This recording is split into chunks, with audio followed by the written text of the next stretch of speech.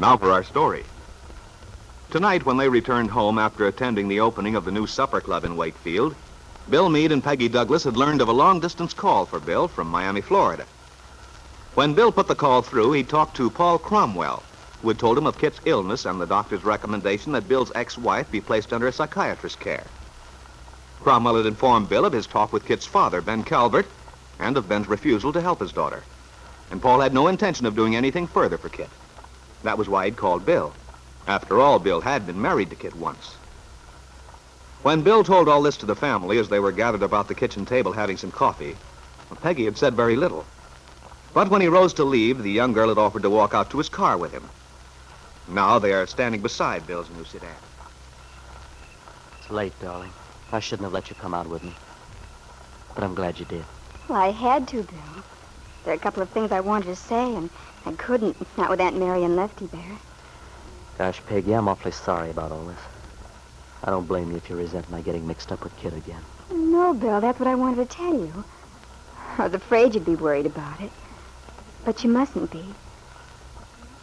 You see, I understand how you feel about Kit. I wonder if you do, sweetheart. It's kind of hard for me to myself. It's so inconsistent when you think of everything that happened before. Everything she did to you and to me. Making you miserable, coming between us. And yet... I know, Bill. And yet, in spite of all the unhappiness she's brought us, you feel you ought to do something to help her, now that she's in trouble. Yeah. You're a pretty swell person, Bill. Wanting to help Kit after the way she's acted. Well, if her own father won't help her, what else can I do? After all, she was my wife, and because of that, I suppose I am responsible in a way. Of course, Bill. Then you don't blame me? I'd blame you if you didn't want to do something. And you said I was a swell person. Honey, I'm not afraid of any problem now. Neither am I, Bill. What do you think we ought to do about Kit? Paul said she's absolutely broke, and her father won't help. And, of course, we haven't enough money to get her the proper care. Oh, it's a tough one to answer right off, isn't it? Yeah. But, Peggy, knowing you're pulling with me, it's a great help. Bill, what do you say we get married right away? What? But, Peggy... I know, dearest. We were going to wait until we had some money saved up and a new house. We said we'd make an entirely fresh start. That's right, and we will, darling. It may take a little longer than we'd planned. Please, but... Bill. Oh, darling, I want to. You know that. You have no idea how I'm tempted to take you up on it. To say, yes, let's get married tomorrow. We wouldn't have our house built if we did. Yes, I know, but in the meanwhile, I could move in with you there at the auto court. More obstacles, sweetheart. Huh? They're tearing the court down. That's where the new road from Huntsville is going to cut through. Oh. Oh, darn. Well, then where are you going to live, Bill? I don't know. I'll probably just take a room somewhere. Anyway, darling, much as I'd like us to have the wedding right away, something tells me we better wait. At least, we don't need to decide tonight, do we? No. No, of course we don't. Peggy, come here.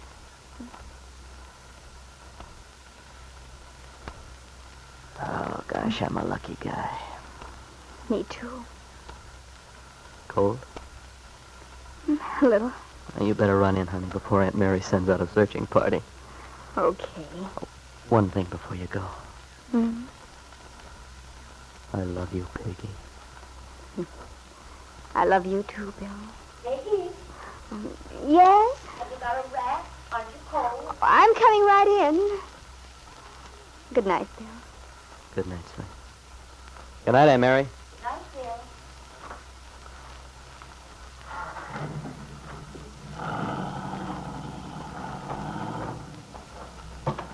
My goodness, child, you'll catch your death of cold out there in that thin party dress. Let's go out in the kitchen a minute. It's nice and warm there. All right, but I'm not cold. Is Lefty still there? No, he decided it had been quite a full evening, what with the opening of the supper club and all. If you're not too tired, dear, I'd like to talk with you a minute. No, I'm not tired. Shall we sit down here at the table? All right. I wanted to have a little talk with you about what happened tonight. Yes, Aunt Mary? About Kit, dear. Lefty and I were just talking about it. He's upset because he's afraid for you. For your plans. Lefty's a sweet old thing. Well, Aunt Mary, our plans, Bill's and mine, are naturally going to be affected by this problem of Kit. We don't know exactly what to do about her, And but... that's why I want to talk to you, Peggy. As I see it, there's no reason why Bill should be burdened with Kit's trouble. But, Aunt Mary, there's no way to avoid it. Bill has to do something for Kit if no one else is willing. I think there may be another way, dear. I'm going to see David Bowman tomorrow. Perhaps David and I can put our heads together and think of a way to handle the situation. Oh, Aunt Mary, do you really think you might?